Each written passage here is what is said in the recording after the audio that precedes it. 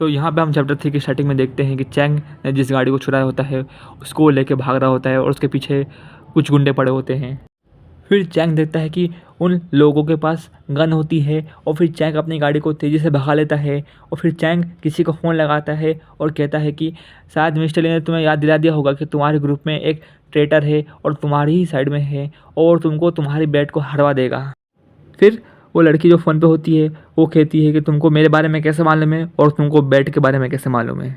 फिर चैंग कहता है कि मेरे पास तो मेरे सोर्स हैं और मैं तुमको तुम्हारे भाई के बारे में भी बहुत कुछ बता सकता हूँ।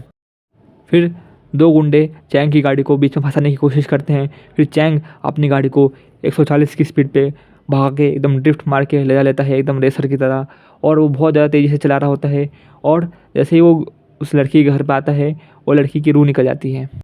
फिर चैंग कहता है कि तुम्हारा घर आ चुका है। फिर वो लड़की बोलती है कि तुमको मेरे घर के बारे में कैसे मालूम और रहने दो, वैसे भी तुम कहोगे कि मैं हज़ारों सालों के लिए जिया हूँ। फिर लड़की जब उतर रही होती है उसके पैर काँप रहे होते हैं। फिर लड़की कहती है कि तुम्हारे पास अच्छी ड्राइविंग स्किल है। फिर चैंग कहता है कि यार मैंने तो इसको प्रैक्टिस किया है और इस स्किल को सीखने के लिए मैं बहुत बार मरा भी हूँ और वैसे भी तुमको मेरे से सीखने की ज़रूरत नहीं है क्योंकि मेरे पास तो बहुत सारे चांस थे पर तुम्हारे पास तो एक ही चांस है। फिर वो लड़की कहती है यार तुम झूठ बोलना बंद कर दो, वैसे भी तुम्हारे पास मेरा नंबर है और ये मत सोचना कि मैं तुम्हें कॉल करूँगी। फिर चैंग तो अपना गाड़ी लेकर वहाँ पे निकल जाता है और फिर लड़की गुस्सा हो जाती है। वो कहती है कि इसने मुझे पूरी रात पागल बनाया है और अब ये सोच रहा है कि इसको मैं फ़ोन करूँगी। वैसे भी मुझे लगता है कि यार ये सब चीज़ें मेरी दोस्त ने अरेंज करी होगी वरना इसको कैसे मालूम है कि मैं कहाँ रहती हूँ। फिर आधे घंटे बाद हम देखते हैं कि चैंग जिससे बात कर रहा होता है फ़ोन पे उसका नाम ली रूबिन होता है और वो ऊपर से तो स्टार एंटरप्रेन्योर होती है डोंगहाई सिटी में, पर उसका बैकग्राउंड जो है बहुत ज़्यादा कॉम्प्लिकेटेड होता है। और जो उसका भाई है वो एक ऐसा इंसान है जो कि पूरे ईस्ट चाइना को ख़त्म कर सकता है और ऑफ कोर्स वो एक ब्यूटीफुल वुमेन होगी और मेरा उसके साथ एक अच्छा रिलेशनशिप था पहले।